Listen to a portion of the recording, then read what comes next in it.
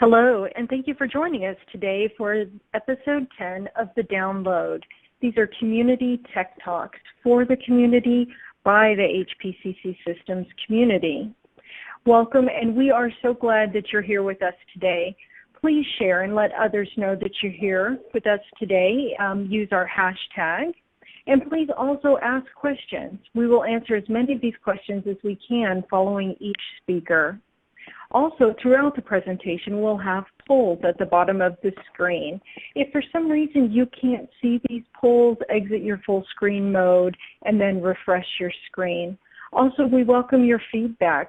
Please rate us today. There's a little tab that says rate this, and we would love to have your thoughts and opinions.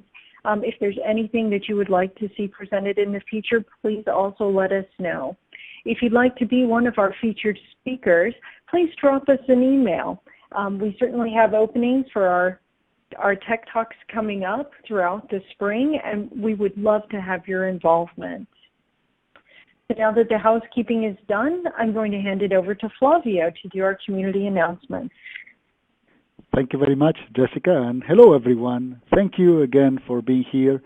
We really appreciate you dedicating this time to learn more about HPCC and what the community is doing around the project. We have a few basic announcements now. One of them, and you see them on the screen, one of them is the new releases. We have a couple new releases which are adding some fixes and enhancements to the current 6.4 line of HPCC. And certainly the major item to talk about is the fact that our internship for this summer, for 2018, is open for proposals. We have already a list of all of the ideas, but don't restrict yourself to those ideas. If you have ideas of things that you'd like to see done, and the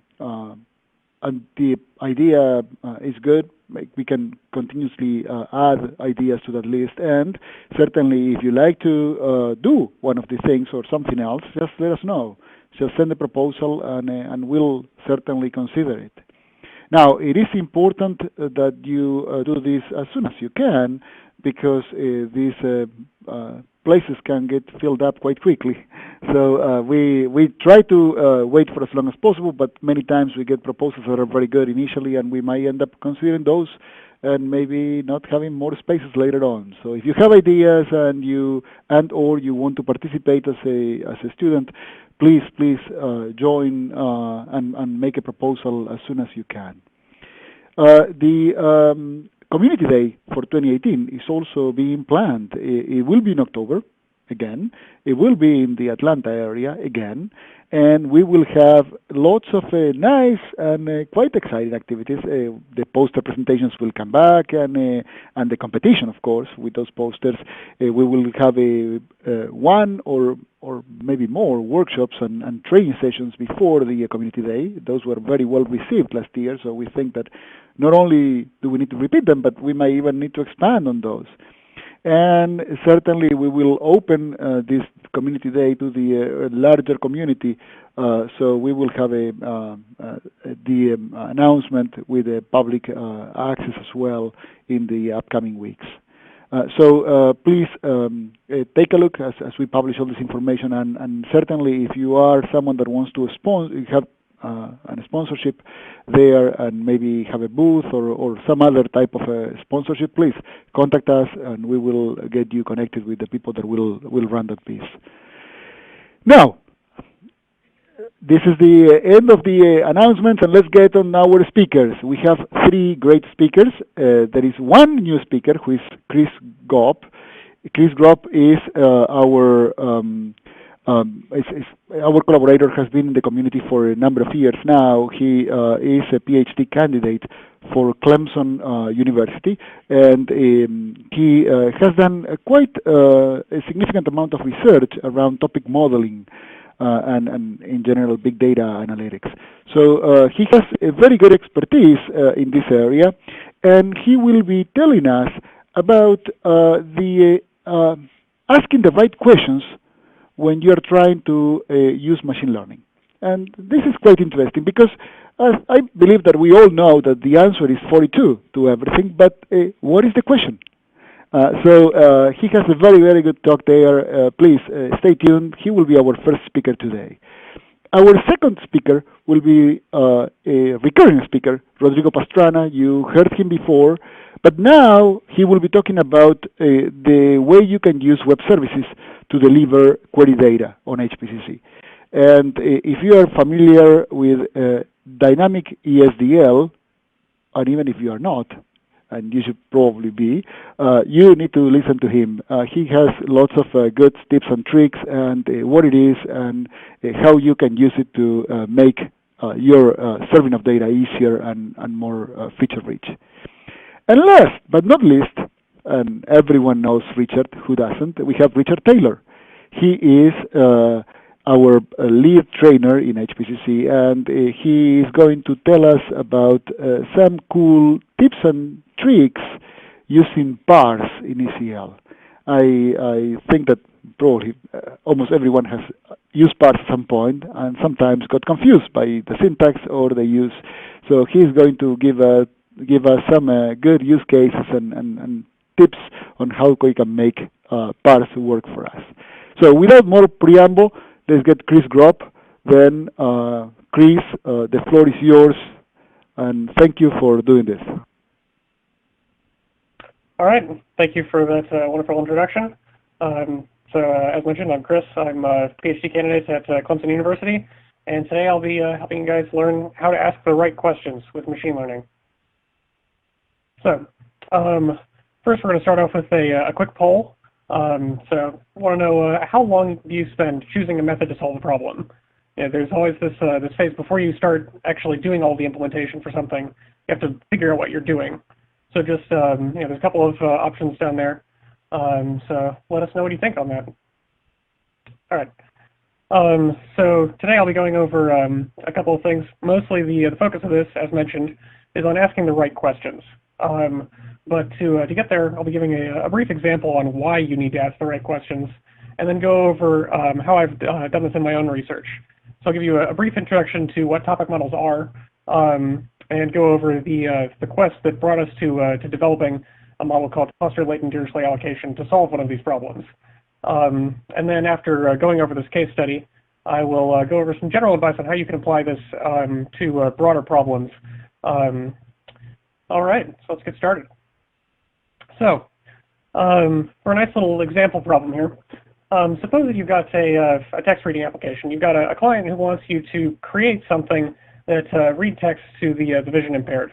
So they've got a camera sort of set up, and they need to take those still images and convert them just to raw text data. And certainly, I mean, accuracy is important for this. If they're, especially if they're reading like a legal document or something, you want to make sure that everything is just right. And the client agrees. So they ask you to create the most accurate system you can. So let's come up with what is the most accurate system that takes images and converts them to text. So this is the most accurate thing that I could think of.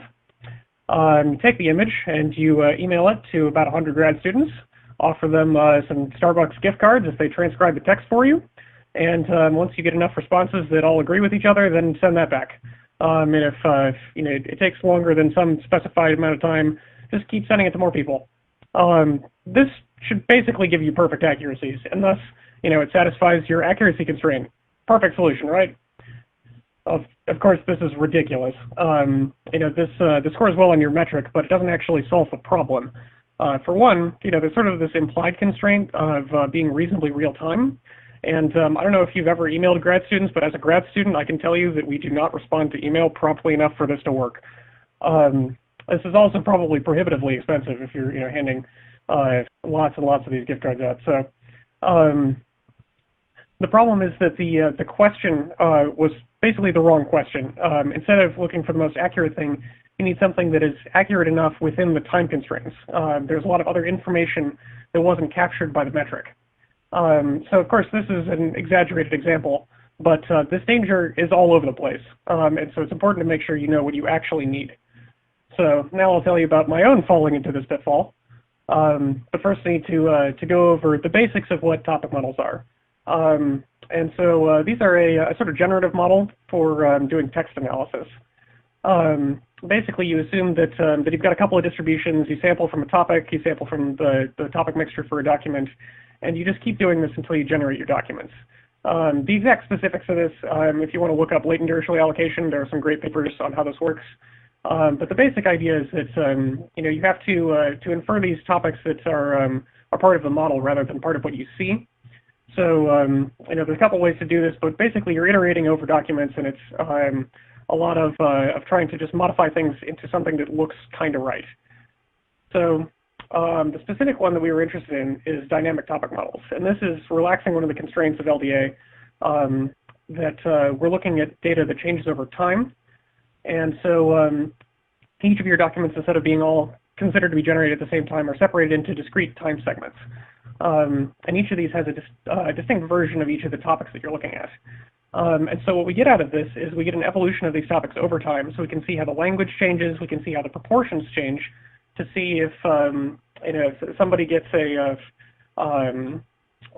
physics becomes more important within a overall science journal or something. And so there's some very useful outputs of this. However, because of the time dependencies and the way that they're arranged, there are a lot of complications to actually inferring this model. So we wanted to apply this to a fairly large data set, and our obvious approach was just parallelize it. But of course, there's a lot of data dependency and very interconnected things between the parts of the model, and the original code was also not designed for performance. So this turned out to be quite a bit more difficult than we thought. And after I had been plugging away at this for about 4 months, we asked a very simple question: do we actually need this? And we took a step back and we asked, what do we actually need from this? We need something fast, so we can actually run it on the size of data that we have. Presumably that means parallel code, but we need something fast. We need something that can extract topics from different time steps, so we can preserve that information. We express information about the way that those topics change, both in their form, what words are used, and also how important they are. And certainly a parallel dynamic topic model code would do that, but we found another way to do this. So we decided to, instead of trying to keep all of the topics linked while we're doing all of this inference, we do it all with local information and then link them afterwards. This lets us take advantage of a lot of parallelism and really simplifies the computations so that we can actually run this quite quickly.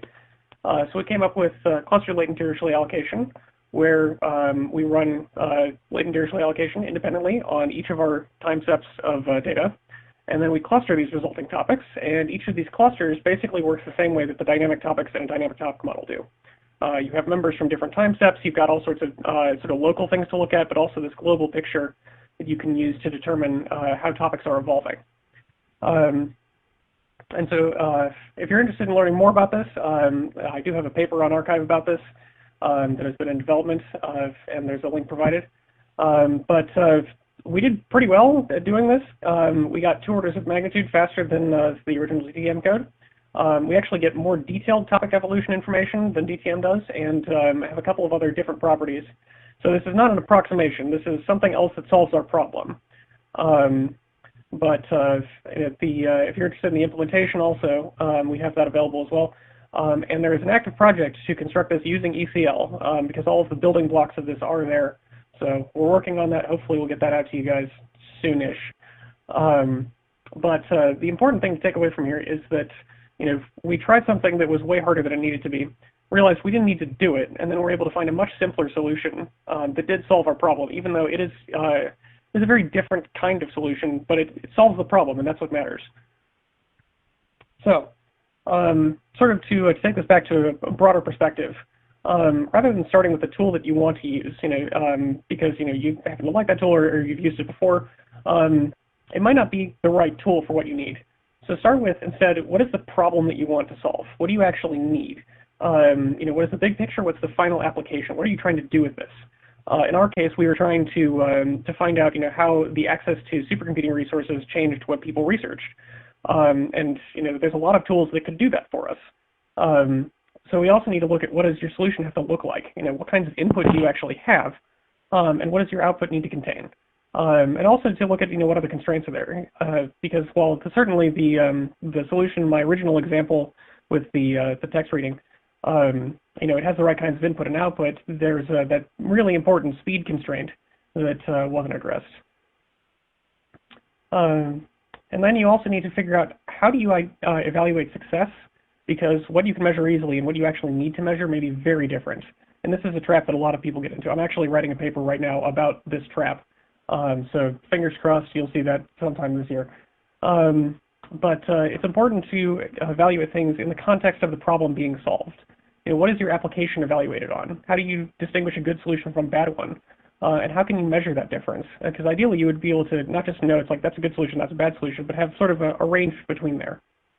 And so after you've thought about these, you can finally actually start to solidify what method you're picking. You can look at these requirements and figure out what methods are even possible for this. What takes the right kind of input and produces the right kind of output, and narrow this down based on the constraints that you have. And then once you've narrowed this down to things that will solve your problem, you can figure out which one will solve it best. You can look at the trade-offs that these methods have and what your priorities are for your application, and then start to actually select the right things. All right. So we've got another poll, and this is just to sort of find out what you took away from this. So please answer if you previously thought a lot about what methods you used before you got into actually implementing them, and if you will in the future. All right. All right. Thank you, Chris. We're going to take a second while you look at the questions. It looks like we've had some really good ones come in, and we're going to look at your first poll. The question was, how long do you spend on choosing a method to solve a problem? So 4% of you just take the first one that fits your needs, which I guess that's fine. 33% of you search for a few common methods or related tasks. 54% spend some time evaluating methods, and 8% do an exhaustive search before selecting the best choice. So those are really interesting answers. All right. All right, so our questions. Here's the first one. How much domain expertise do you need to apply these methods for topic classification? So certainly, if you know nothing about the domain that you're working with, if you're analyzing a bunch of chemistry data and you are not a chemist, you're going to have some problems. When we were doing something like that, we had a couple of domain experts that we would call in after we had run these topic models and ask, do these topics make sense?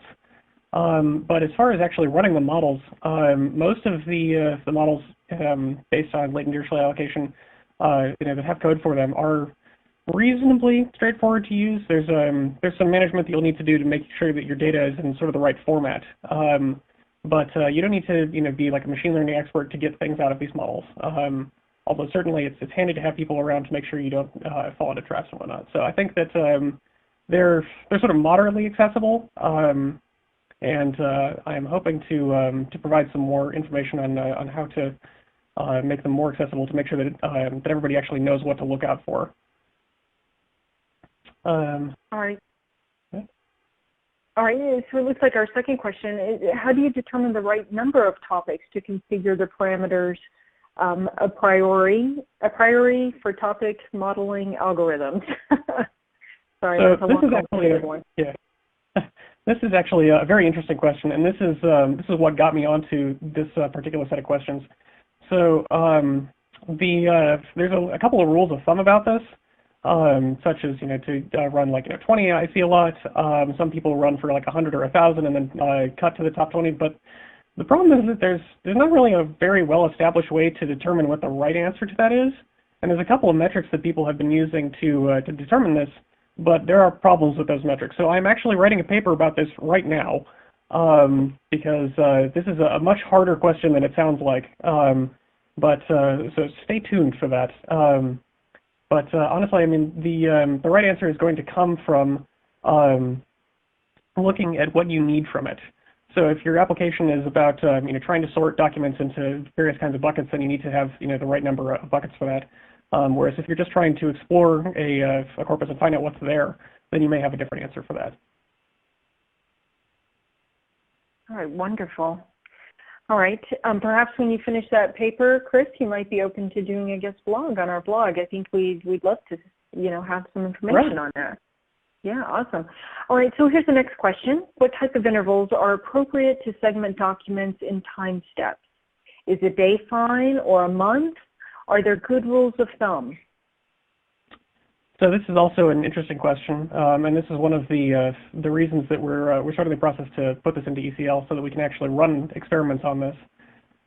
So for our experiments, we did this off of a year because the data set that we had this left us with a fairly substantial body of data per year, but then still let us see how things were organized. But the data that we were working with was abstracts from conference submissions, and conferences are sort of scattered all throughout the year, so it doesn't make too much sense for us to break things up by month. But for other applications, a day or a month might actually be the right answer. So again, it comes back to looking at the application that you have, thinking about what you're looking for, what you need from it, and then also making sure that that doesn't violate one of your constraints, because LDA performs very strangely if you have too little data. So you need to make sure that your bucket size is large enough that you have enough data to work with, but fine-grained enough that you get the information that you need out of the application from it. All right, wonderful. All right, we're going to give a few moments for some additional questions to come in from our audience, and while we do that, we're going to look at your last poll. So the question was, did you previously think a lot about what methods you used? Will you in the future? And so we have two answers on that. It looks like around 30% are saying, I did not, but now I will. And 68% are saying, I did, and I still will. So that's good. So we're glad that no one is feeling contrary and that no one refuses to do this. I think it's a good opportunity.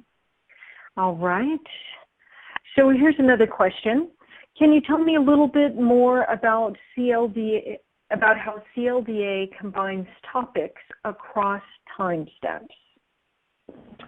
So what we do here is actually, it's sort of painfully simple, is that we actually just take all of the topics, throw them into one giant bin, and then run clustering on that. In this context, each of the topics can be looked at as a vector, and so it's really just about as brute force as you can get here. We're just running k-means on this. Future work will also look at doing other ways of clustering this, but what you get out of this is that each of these clusters has a bunch of topics assigned to it, and these are drawn from any of the time steps since we all just throw them into the same bucket first, which means that we can look at the clusters and say, it's like, okay, in this time step, we got a couple of these topics, here that all sort of capture different parts of the same idea. And then here, it wasn't talked about at all. So we can get some information about topics being born or dying off, or even periodic topics that show up, like every 4 years or something. If you're interested in how that works, we have some interesting graphs in the paper that should be attached, the CLDA archive paper. It's definitely it's quite different from how a lot of other topic modeling approaches go, because it is constructed so differently from the linking things afterwards rather than during the inference. All right, thank you very much. So that is all the time that we have for our questions today. So if you've submitted a question and we haven't been able to get to it, we will try and reach out to you individually with an answer, and we will try and include those in our follow-up blog. All right. So moving forward, I'd like to introduce Rodrigo Pastrana. And Rodrigo, over to you. Sounds good. Thank you, Jessica. So as already mentioned, I'm Rodrigo Pastrana. I'm a software architect on the HPCC development team. And today I'm going to talk about the web services framework provided by the HPCC platform. And later on, I'll give a quick demo on how to create a simple web service using this framework. So first, a quick poll before we get started. We're interested to know how many in the audience is involved with a project that delivers data or information of any kind to customers. So we'll take a look at the results later. So the HPCC Web Services Framework involves many technologies, components, and methodologies. But today we're going to focus on the main components, and then we'll talk about how they're applied to a methodology we'll call dynamic ESDL to create professional production level web services. So the major components we're going to deal with our ESDL, which is the language we use to create the web service interfaces, the ECL IDE, which has recently added support for that ESDL language, the ESP, which is the core of the web services framework, and of course some configuration components and various tools. So first I wanted to give a brief description of each of these components, and then we'll put them to work as we create our new web service. So ESDL, the Enterprise Service Description Language, is used to develop and manage web-based data query interfaces quickly and consistently. It's very powerful, but at the same time it is very simple to use. It's intended to allow developers to create production-level web services with clean interfaces that can evolve and grow over time without breaking any existing applications that might have been using the previous versions of your interface, which is very important in terms of web services.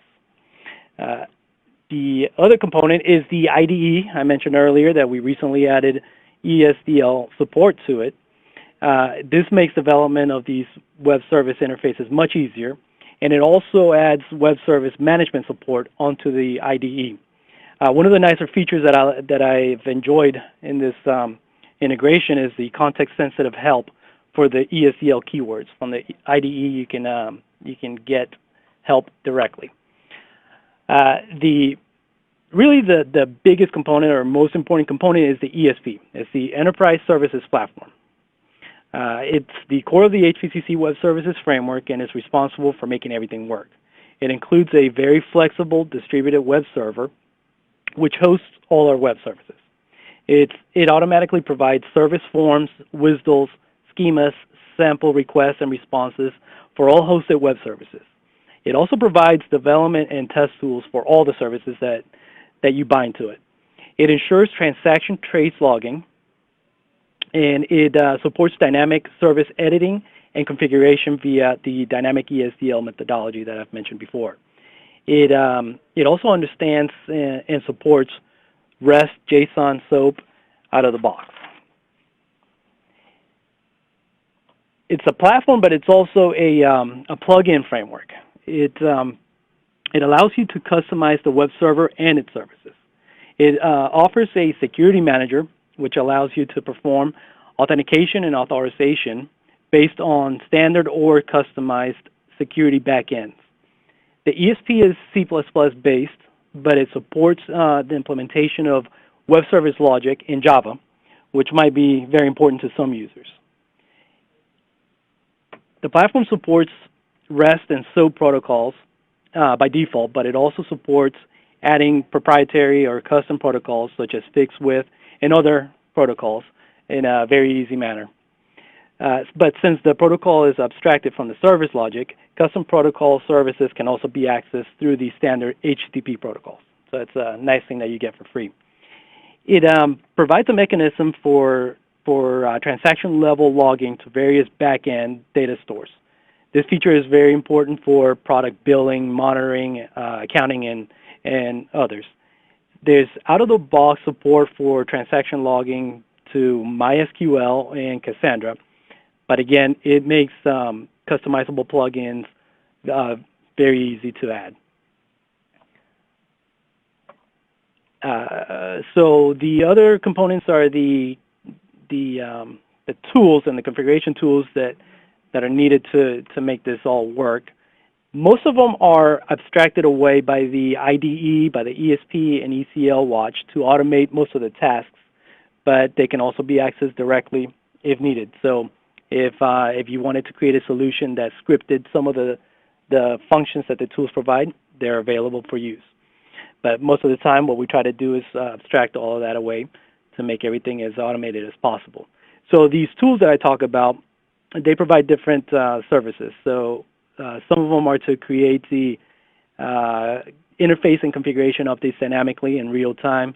They can also be used to generate ECL, WSDL schemas, HTML forms, form pages, sample request responses, all based on the ESDL web service interface definition, and much more. So at this point, what we're going to do is we've quickly looked at all the main components, and now what I want to do is I want to utilize those to create a simple web service using the dynamic ESDL methodology that I keep talking about.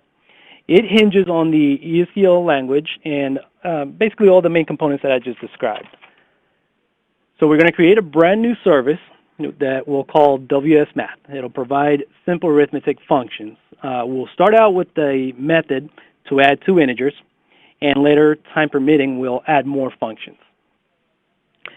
And afterwards, I'll quickly outline further tasks to consider after you've created your basic web service. So there are 5 basic steps we need to take in order to create a functioning web service from scratch. I'll quickly go over the steps now, and then we'll dive into our demo. So first, we have to declare our intention to have an ESP web service of dynamic ESDL type. And then we bind it to our existing ESP process. As part of this step, we reserve a port on the web server for the service. Then we'll go ahead and define our web service interface using the ESDL language. Once that is complete, we'll publish that interface onto the ESP and make it available for use. Then we assign that interface to the ESP we recently declared. The last step is to configure the web service methods. At this point, we link the web service to a back-end query. In our case, in our example, we're gonna target a simple publish query on Roxy. Okay. So at this point, I will start sharing my screen. It might take a second for this to happen, but I'm going to start out with one of our tools called the Config Manager. There it is. Hopefully everybody can see that. This is one of the tools that are provided by the platform. This one is used to configure everything to do with the platform. It's a web-based tool. I am running it on my local VM on port 8015. And what I'm looking at here is the standard configuration provided for the platform after you install it. So the first thing we have to do is, as I mentioned, we have to declare our intention to have a dynamic ESDL web service. So that's as easy as right-clicking, new ESP services, dynamic ESDL. We have our new web service declared, and I'm going to give it a meaningful name. We'll call it WS Math. And now, what we want to do is bind it to a pre-existing ESP service that is created by default. You can always have more of these, but for our purpose, we're going to have one web server, and we are going to bind our web service to it. So it's as easy as adding a new ESP service binding, and then we select the service that we recently declared. I'll give this binding a meaningful name. I'll just call it my WS Math. And it defaults to a port on 8043. That can be changed, but for this particular example, we're going to accept that default version. So if we direct our browser to 8043, I've cheated. Actually, let me be honest at this point. There's a couple more steps that need to be taken in order to make that configuration change take effect. But for the sake of time, I've already done that. And all that entails is enabling that configuration file and restarting the component. So, if we direct the browser to 8043 on the machine that's hosting this ESP, we notice that the ESP has already set up a form for us, reserving this particular port to our WS Math service. At this point, we haven't provided an interface for it, so there's nothing for it to show us. And it tells us that we have an unbound dynamic ESDL service on this port. So the next thing we will do is we'll jump over to the ECL IDE, where I've taken the liberty to create my my development environment for this demo by simply creating a folder called Math Service. What we're going to do is we're going to insert a new file, and I'll call it Math Service. and declare it to be of ESDL type. All right, so we get a brand new file, and at this point I'm going to cheat a little bit, and I'm going to copy and paste the ESDL that we need to do this, but then I'll walk us through it. Okay, so there we can see the ESDL support in the IDE. We have keyword colorization, but also on top of that, we can hover over different keywords and get sample usage for it. If we were interested to see specific definitions of any keyword, we can highlight a keyword, hit F1, and we are presented context-sensitive help. So it'll give us relevant information for the keywords that we are researching. So all I had to do here is declare an ESP service, name it, and I named it Match Service. I gave it an optional version of 1.0. Since this is our first version of this interface, that seems to be logical. This ESP service has, currently, at this point, it'll have a single method called add this, which will be comprised of an add this request and an add this response. The request will be a simple 2 integers that we're going to add together. Obviously, for more complex web services, this would be more complex, and we can talk about that later. The response will be a simple answer. Okay, so the next step that we need to take is to publish this interface to make it available to be used on that ESP. By pushing the Publish button that you see at the top left, that's all we have to do. 2 things happen as a result of that request. One of them is this tab that you see at the bottom.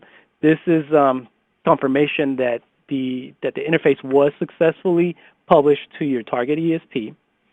The tab here shows matchservice.1. This is a qualifier letting us know that this is the first version that we've published to the ESP. Further down the road, if we want to alter or edit the interface and we publish it, it'll give us a new qualifier so that we can always reference different versions of the interface. The other thing that I want to point out is that we now have this match service at ECL file. What this is it's an ECL interface that can be used by the back-end ECL data query developers to create the interface that the web service will expect the back-end query to have. For the sake of time, I'm not going to go through that one, but I'll just go ahead and let you know that this is the ECL that I wrote, which utilizes that generated ECL to create a back-end publish query on Roxy that simply takes 2 integers, adds them together, and returns the result to us in the exact format that the web service is expecting. So I've already published this web service, or rather this publish query, and we'll be using that later. So now I want to jump back to our browser, back to our 8043. Rather, I skipped a step. Now that the interface is published, now we have to bind that interface to our web service. So to do this, we jump to our ECL watch interface or portal, and then we go to our dynamic ESDL section within it. What we see here we're going to see all the ESP processes listed on the left-hand pane. For this particular scenario, we only have one, the stock My ESP, and it has the My WS Math binding that we recently declared in the configuration. It's telling us that we have the option to add a binding to it, and once we do that, we are presented with all the interfaces that are available on this ESP to assign to a web service. Since we've only published one interface, that's the only one we're presented with, so we'll go ahead and apply that. So at this point, if we go back to our 8043 on the browser, we'll notice that it is now populated with the interface that we created. That took us a couple minutes to create. So I clicked on the add this method, and I want to point out a few of the things that the ESP automatically provides to the user. First of all, you see the first number, second number. This is a form-based view of our interface. A user can now test the functionality by populating the fields. We don't have a back-end query linked to this service yet. So if we try to use it, it'll tell us that there's a misconfiguration. So we'll deal with that later, but I want to point out that every single method and every single web service hosted on ESP will automatically get a WSDL link.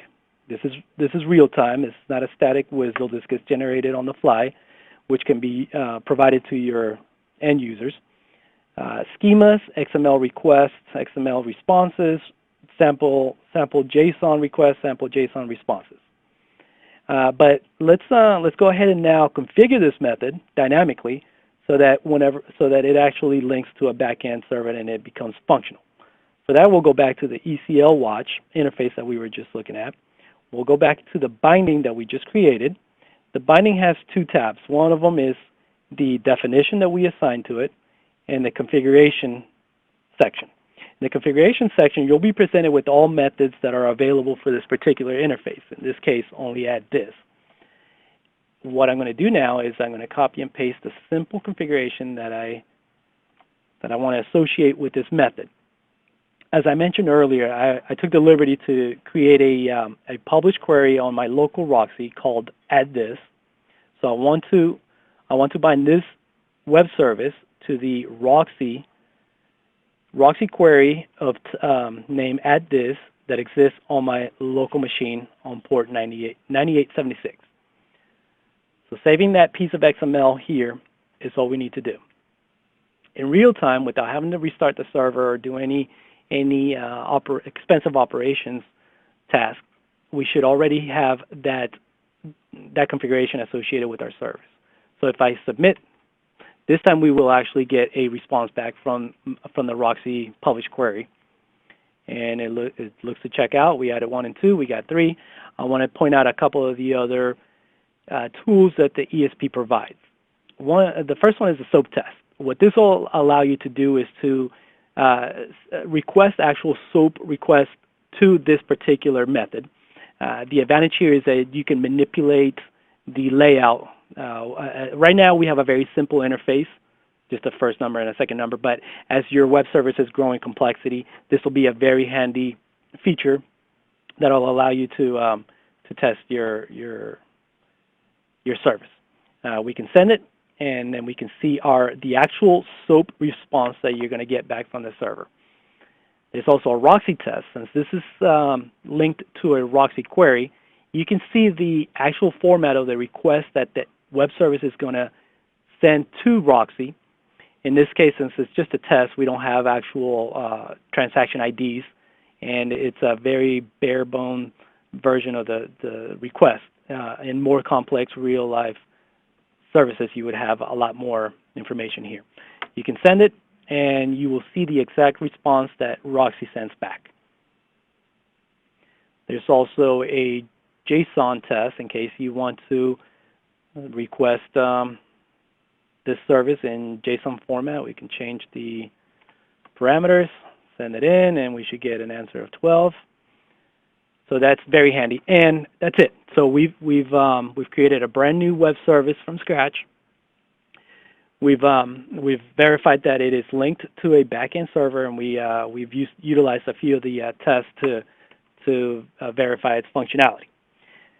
So at this point, let's say that we want to add a couple more methods to our interface. So I'm going to go back to our ECL IDE, and I'm going to, again, cheat a little bit. I'm going to copy in some enhanced ESDL, but there's nothing magical about what I just did. Since this is my next version of this interface, I bumped up the version to 1.1. I provided 2 more methods. I've declared 2 more methods, and I'm going to give them a minimum version of 1.1 because I want the users that have been using this particular web service as version 1.0 to continue to see that version exactly as they expect it to be. Here I'm just adding new methods, so a user wouldn't really care if the latest version has new methods. But if I had deprecated some fields, or if I had made the request or the response more complex, the user would not want to see those changes if they were targeting the original 1.0 version. So again, at this point, I can publish this interface that I've defined, and I've quickly glossed over a lot of the information, but it's repetitive from basically a duplicate of what we did earlier. I declare a couple more methods in the service, a multiply this, subtract this, and I've created the appropriate requests and responses for those two methods. So we got our new we got our tab here telling us that the interface has been published. The ID, the identifier for this is Mat Service 2. So I can then go back to ECL Watch, and I can then update our web service to use this new interface. The first thing I need to do is delete the the binding that we had created recently, and we just create a new binding, point to the new interface, and apply. At this point, if we go back to our browser and go to 8043 again, we'll now see the new multiply and subtract this. All the tools, all the forms are generated automatically, so there's really not much else that a web server developer would need to do. I'm going to add our qualifier for our request to let us see the web service as version 1.0. So this is the service version that a previous clients would have, or users would have been accustomed to. If they continue to qualify the version as appropriately, they'll see the exact interface and they'll continue to get the exact WSDLs that they expect. So that's one of the nice things about the ESDL language and the dynamic ESDL methodology. So that's basically it.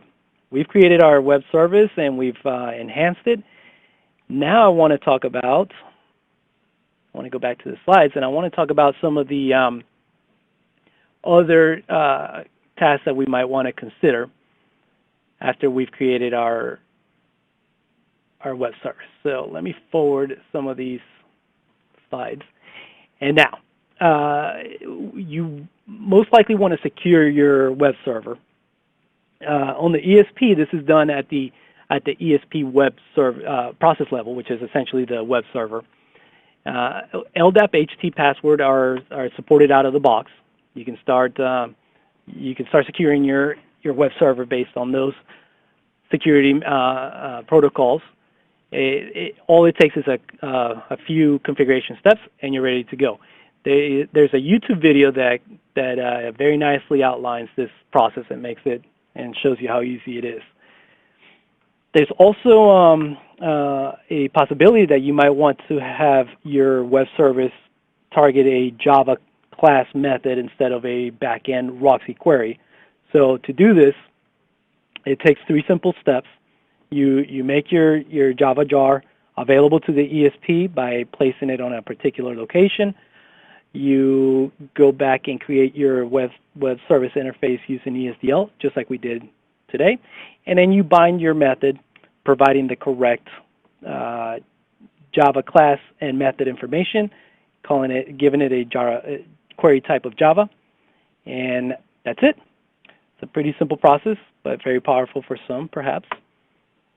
Another thing that you want to consider is configuring transaction level logging. For billing purposes, monitoring, accounting, there's different reasons why your product might want to do this.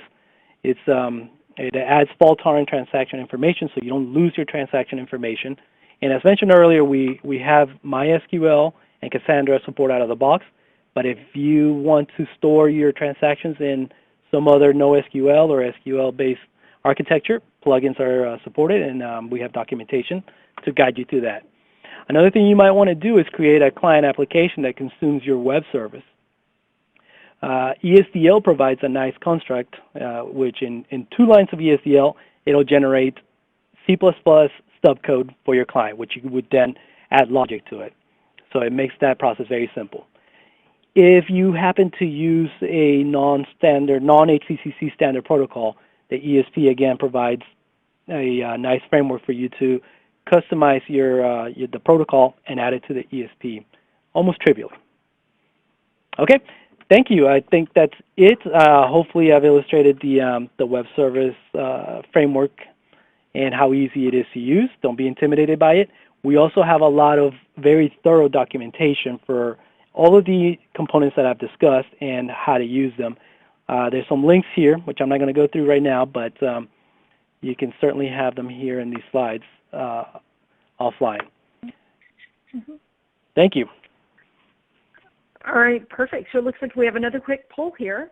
What do you consider to be the most important aspect of a web service?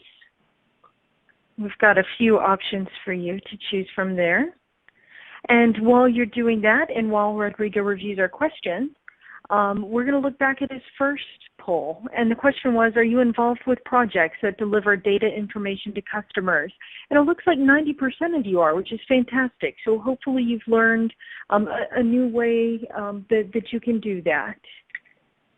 All right. Rodrigo, are you ready for your questions? Yes, I am. Awesome. All right, so the first one here is, can I use ESDL to create interfaces for Thor 2? That is a good question, and as long as you publish your query, I believe you can. I'm not going to commit 100% to that, but right now, as long as you can publish your query on the HPCC platform, you can target your Thor. The thing is, that doesn't always make sense. When you want to deliver your data, you want to target a Roxy platform, which is tailored for very fast delivery of data. The Thor platform isn't really geared for that. It's more for the data prep work. So you might want to target Roxy even if we allow it. All right, thank you.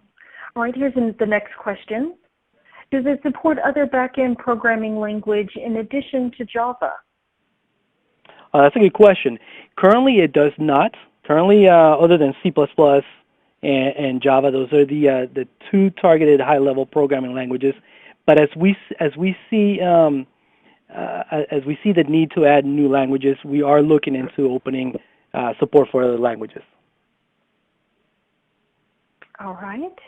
And our next question, how do you restrict your new services to a subset of HPCC systems users? Oh, okay. So that is done through our security manager framework, which lets you tie your security to different backends, such as I mentioned, LDAP or HT password or some proprietary security manager. At that point, the rules are to be created in that backend. What the security manager would do is authenticate and ask the backend to authorize access to the web service or the feature based on the credentials provided. All right. Thank you, Rodrigo. All right, so we're going to take a quick peek at the results of your most recent poll to allow you time to look at the questions and certainly to allow our audience to ask more questions. So it looks like when we look at what you consider to be the most important aspect of a web service, we really have results across the board, although almost 50%, so 47%, consider security to be the most important. And then we've got 17% split equally, right? So for interface integrity, development time, and expandability. Wonderful. So, you know, security might actually be an interesting topic for us to bring up in another one of our tech talks in the future. All right. So it looks like we're not able to get to any more questions today. If your question has not been addressed, we'll reach out to you separately after the call and include the answers in our blog. All right. So next up is Richard Taylor. He's our Chief Trainer for HPCC Systems.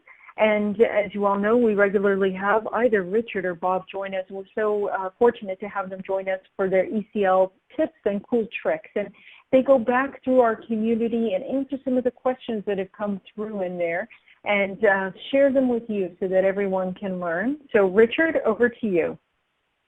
Hey, hello. Good to be here. We're going to talk about parse today, and typically when you think about parse is usually thought of as free-form text parsing, but today we're going to do this. Let's see, Rodrigo, you need to kill your screen share. And so what we're going to be doing, we've got a quick poll question. Have you already used parse in any of your ECL code? So that's what we want to start here with, a quick poll.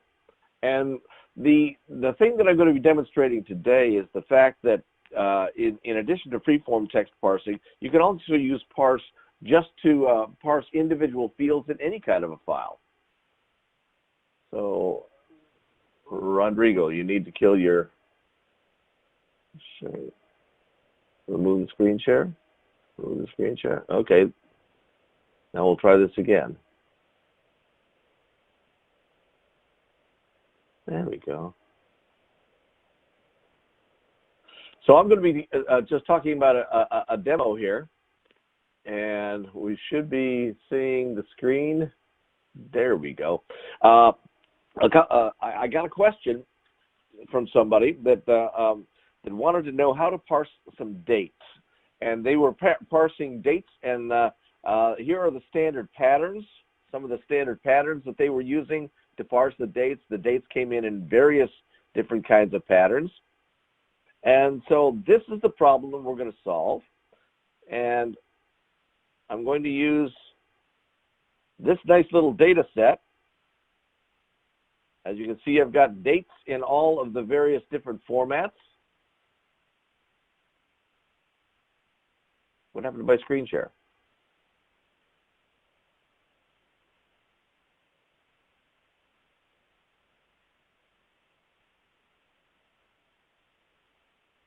Richard, it looks like you might need to add it back in there. I'm doing that right now.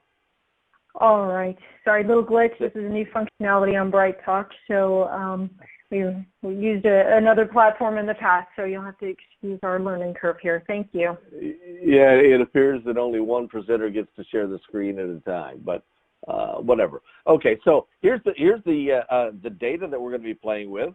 As you can see, I've got dates in all the various different formats as were suggested by the patterns that he had already had. And I've got my data set here. I've only got the one field in this particular file, but that is irrelevant. The point being is that this is a data set. It could have 18 other fields. We're simply going to be parsing this one field in that file. So we're going to start with the way parse code is always built. Just like in ECL, you always want to start by creating your atomic bits and then growing them into more complex patterns as we go along. Parsing, is all about pattern matching. And so the very first thing we need to do is define the bottom level of patterns that we want to look for. We want to look for alpha characters, which are going to be defined as one or more, any number of alpha characters strung together, all the capital letters A to Z, okay? That's all we're doing for this particular code. And then what's a number? A number, of course, is any number from 0 through 9. And then what are separators between the numbers and the alpha characters? And you notice here that I've got a dash, a comma, and that is a space, okay? And a slash and a period. So those are all of these type of separators that we see in the data. We got slashes, we got dashes, we got periods, we've got spaces in there, we've got all of these things. So those are the atomic bits that we're going to be using. We're going to start getting a little more complex and define that white space is a separator that's followed optionally by a second separator. So that's one or two separators is our definition of what white space is in between the valid information we want to look for. And then we want to define specifically what is a 1 or 2 digit number. So we've got a number that is optionally preceded by another single digit number. So that's a 1 or 2 digit number, so that we can then start developing the patterns for the actual date parsing here. We're defining a pattern as a year is going to be a repeating type of pattern here. It's a single number followed by a single number, optionally followed by two single numbers. Well, when we're talking about repeating patterns, there's three different ways that we can actually define this in ECL. We can do it this way, or we can use the repeat. So I'm repeating this twice, and optionally followed by a twice repeated number bit. So our year pattern is either going to be a 2-digit or a 4-digit number, period. Or we can do the whole thing like this using the shorthand, two numbers optionally followed by two numbers. Either one, whichever one of these floats your boat, all three of these do exactly the same thing. And we're also going to, you notice that some of this data here has times in there, AMs and PM times. And the patterns showed us several different ways of representing time, like that, or like that, or whatever. So let's define what the time is going to be.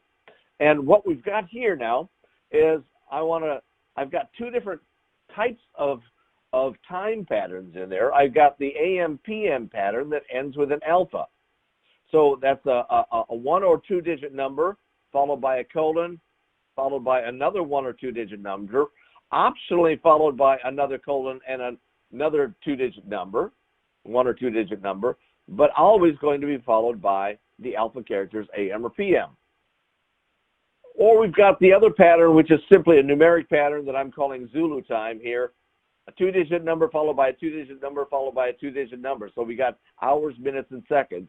And then what our time pattern is actually going to be is either the AM-PM pattern or the Zulu pattern. So that's our OR operator. The next thing we're going to do here is now let's figure out the months. And for the months, I'm going to be using a technique that is not commonly used. I don't use it very often, and that's using this validate. Validate is a function specifically and only used in parsing patterns.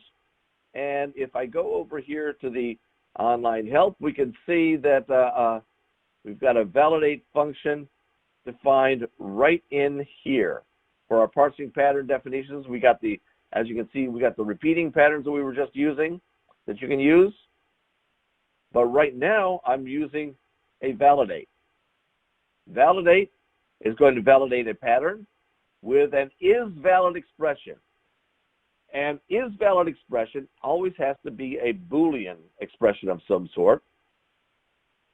And the most common way of doing this is the way that I am doing it, which is I'm defining what a month is I'm validating the alpha text and passing it to a function,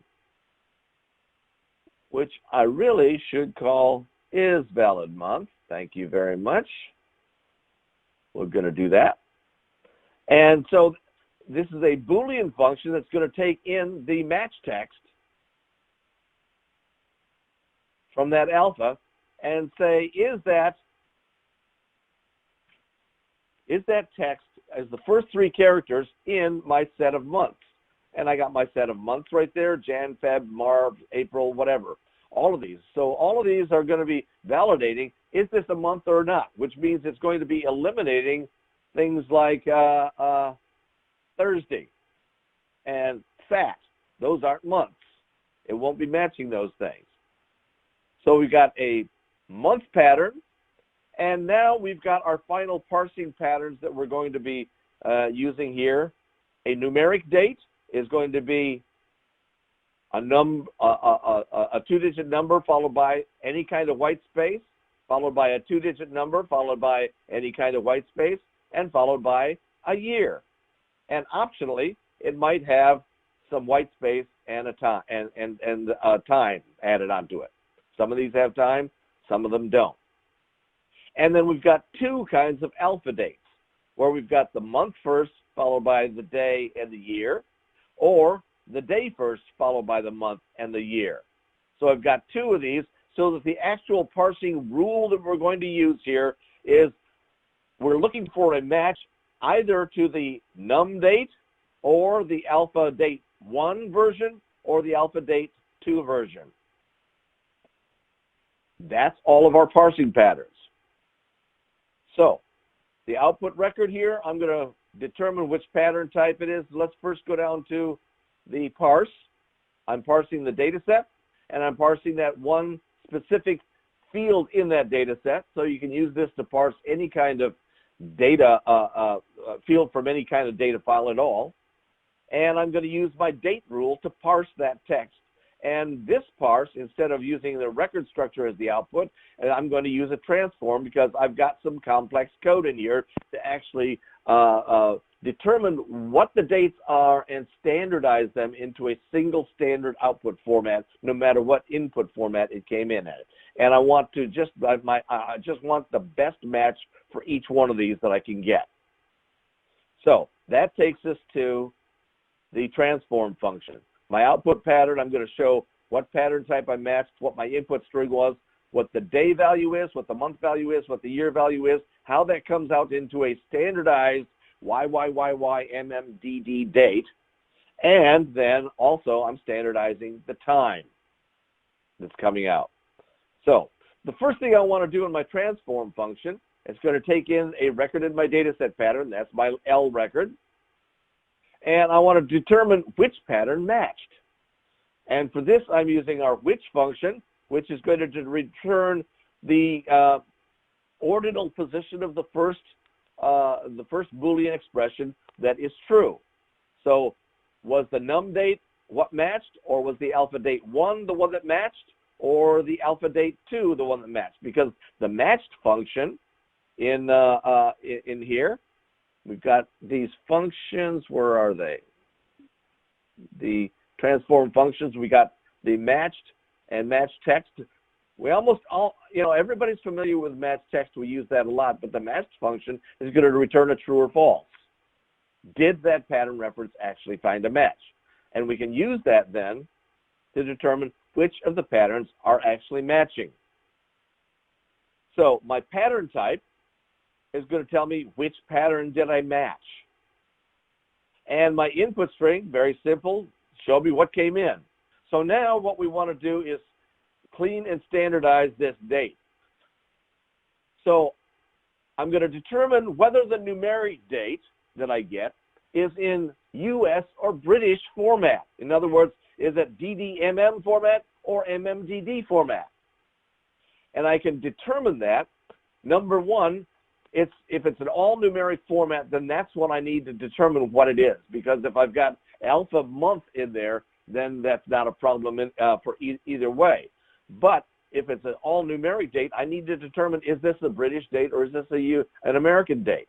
So if my pattern that I'm matching is number 1, then I want to get the match text from the num date num12.1. That is, that is num date. So I got my rule, my num date, num12.1, my first instance of that num date. What's that first number in my pattern? Okay, so I want to get that, and for the second pattern 2, the P2, I want to get the second value, so that I can then detect for my P3 which one of these is the month versus the day. So if that P1 is greater than 12, then I know that I've got a British date. Otherwise, I'm simply going to assume it's American date. So we can only detect this if the day is actually greater than 12. So that I can then determine what the day number is going to be. If my pattern is the first pattern, I'm choosing which pattern. If that is a B, then I want to use pattern 1 and pattern 2. So if it's a British, then I want my day number to be the P1 value. Otherwise, I want it to be the P2 value. But if I use patterns 2 or 3, then I'm simply going to get the numbers from my alpha date 1 or my alpha date 2, whichever of the 3 patterns I get. So that I can then output a standard day as a 2-digit number. If my day number is less than 10, I want to int format that with a leading 0. Otherwise, I simply want to cast that day number into a string 2. So that gives me my output for my standard day. Now, how are we going to get the month? The same thing. Which pattern am I using? The first pattern, it's all numeric. That's not a problem. My M1 can be blank. Otherwise, I've got my match text for my alpha date 1, where's the alpha? Or my alpha date 2, where's the alpha? And then I can determine is the first 3 letters of that alpha a Jan, a Feb, a whatever, and simply output the month number. Straightforward, using the case function. So now we're using all the conditional functions that ECL has. We got the if, we got the choose, we got the case, and now we want to format that month. So I'm got a format month function here that's going to take that guy and determine whether or not it's a leading 0. And if the pattern is 1, I want to make sure that if my pattern is 1 and I've got any 1-digit numbers in there, I want to make sure I output 2-digit numbers. So if my pattern is 1, I want to determine if it's British or it's American. And either way, I want to format that with the leading 0 for that. Otherwise, I'm simply going to take the month value coming from my alpha patterns. So now we've handled the month. The year, very simple. Which pattern am I working with? For the all numeric pattern, I want simply the year value, whatever that year value is. That's going to be my P year. Otherwise, give me the year from the alpha date 1 or alpha date 2. So that my self.year, I want to determine, did I get a 2-digit year or a 4-digit year? If I got a 4-digit year, I just want to use that 4-digit year. However, if I got a 2-digit year, then I'm going to determine, based on the value of that, if it's greater than or equal to 80, then I'm going to assume that it's a 20th century year instead of a 21st century year. Very simple. If it's greater than 80, then greater than or equal to 80, then it's going to be 1980 or above. Otherwise, it's going to be a 2000 year. And then I can standardize that date pretty simply by simply concatenating now my standard year, month, and day together in my YYYYMMDD format. Now, standardizing the time, we want to determine once again which pattern did I match. Was it the AM/PM or was it the Zulu? So did I get the AM/PM? Does that match? And do I have any seconds in there or not? That's what these guys are going to tell me. Did I match? Find a match for the third element of the thing. Do I have seconds in there in my AM/PM time or not? So that I can get the hour for the AM/PM by taking the match text from the first instance of that 2-digit number and turn that into a string by determining whether or not that hour says AM or PM. If it's 1 PM, then we want to output in standard Zulu time, which is the 24-hour clock. So 1 PM would be 1300. And so my AM/PM hour string, I'm going to take the hour and simply add 12 to that and cast that into a string 2. Otherwise, I'm going to take my hour value, if it's not a PM time, and simply int format that so that it's got the leading zeros also. So Richard, that my time if I could interrupt you for just a moment, it looks like we're having more technical difficulties, and it looks like your screen share has dropped. Oh, okay. Let me Sorry, I didn't notice that I'm looking at the screen, not at the share. I'll get this on here.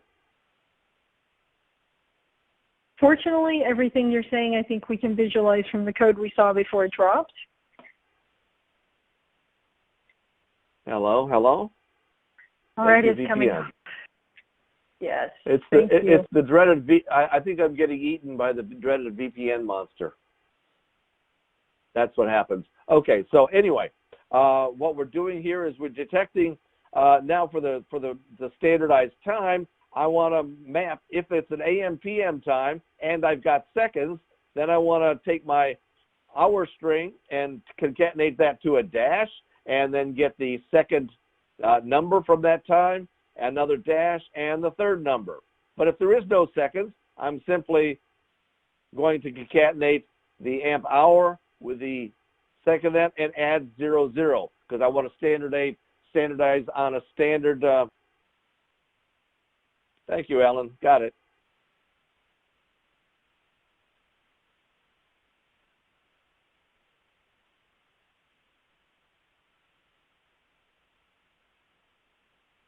Okay, so you got the amp time. Otherwise, if it's not an AM PM time, then we simply give me my Zulu time, whatever that standard Zulu time is. So that at the end of this, the result of this is going to be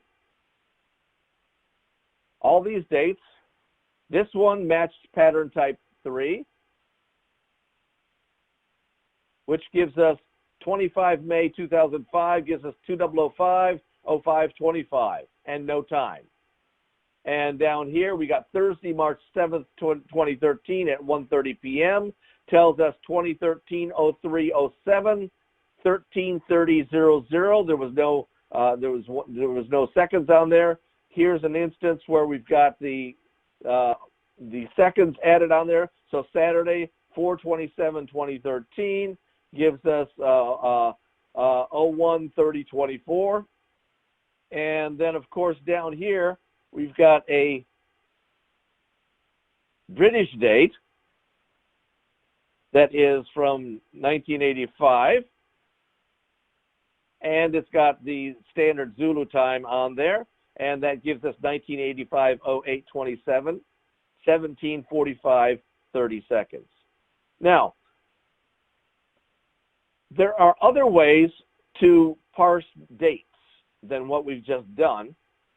One way is simply using the standardized date match string function, which means that you create a bunch of formats here, and you tell it, okay, match that format.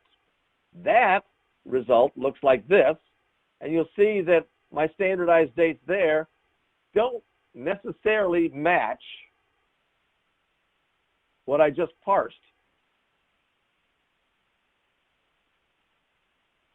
And how can I detect which one is better? Well, I did a simple join here between the two outputs, my parsing code versus the standard parsing code, where the DD values are the same, and I simply did a nice little transform here to see which ones did not match. This is a left-only join.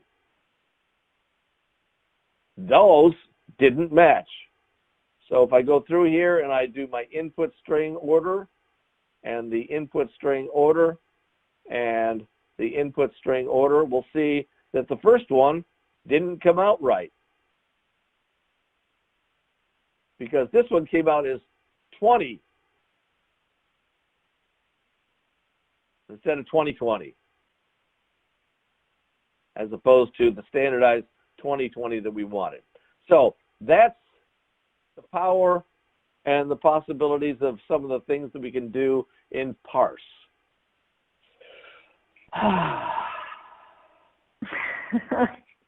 Well done, Richard. That's a lot of excellent information. Absolutely. So let's go on to the next, the questions and the feedbacks. All right. I'm forwarding our slides here to our next poll. And the next poll is, will these techniques be useful to you in non-date parsing code? So it looks like we have a ton of questions, Richard, that have come in. If you could take a peek in there, I'll go ahead and review the results from our last poll. So the last poll was, have you used parse already in your ECL code? And it's roughly half and half. So 52% are saying yes and 48% are saying no. So pretty evenly split. All right, so Richard, we've got a good question here from an admirer. Beautiful code, well done. What was your biggest challenge in this project? Oh, the biggest challenge in this project, let me go back to my screen share here. Oh, I got to do the whole thing all over again. Thank you very much. And the biggest challenge I had in this code was just this transform function and determining exactly how I could figure out what I'm doing. So it's all the complexity here, and this is code that I wrote originally a couple of years ago, and then I went through and made it a little bit more and finer tuned for this specific presentation. So just the challenge was understanding that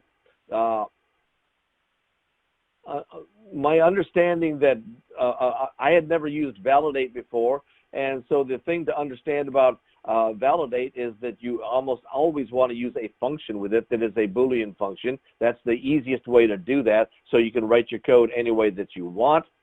And getting all these different patterns down there to the optional differences, and then using the matched function, which I had not used a whole lot, to determine which ones did I match and which ones were matched and which ones weren't. I think that was the biggest challenge. All right, perfect. All right, so it looks like on our next question, in the case of using OPT, do I get back information on if the OPT part was matched or not? Yes, you do. As a matter of fact, I do that in the where is it? The time parsing. Yes, I'm doing that right here, because you'll notice that you'll remember that the seconds on that AM PM was optional. And so this matched function is going to tell me, did I get anything in that seconds or not? That's exactly how you can do that. All right, fantastic. So while we take a moment to let you look at the questions and also invite our audience to submit any additional questions, we can go back and look at the results from your poll question. Okay. Yeah, so will these techniques be useful to you in non-date parsing code? And 94% are saying yes. So that's great news. Hopefully you've learned something that you can take back to your work, and we're glad that that was helpful for you today. Yay. Yay. All right, so it looks like no additional questions have come in, so we're going to go ahead and wrap up today's Tech Talk. See? So just some quick reminders. Of course, if you need to reach Richard, you can reach either he or Bob. Definitely, they're always watching the community. Their emails are there, and the two of them are just an amazing resource, an amazing team. So if you have questions for them, please do reach out, and please do know that they are out on the community. So very important, submitting a Tech Talk for an upcoming episode. If you have a success story or a use case or anything that you'd like to share with us, we would love to hear it. If you have an application that you want to demo, maybe something that you've been working on, we again would love to see that and share with the community. This is for the community, by the community. So whatever your objectives are, we'd like to know what they are. And we actually have already received feedback from Russ Whitehead that he's going to be able to join us in a few months. So he's going to be joining us in April to talk more about the security manager. So just an example of how your input is very important to us. If you have any suggestions for the roadmap, ECL tips, again, we're open. We'd like to hear that. Just email us at techtalks@hpccsystems.com. And please also visit the Download Tech Talks and mark your calendar February 15th, the day after Valentine's Day. We'll be having a little Tech Talk love.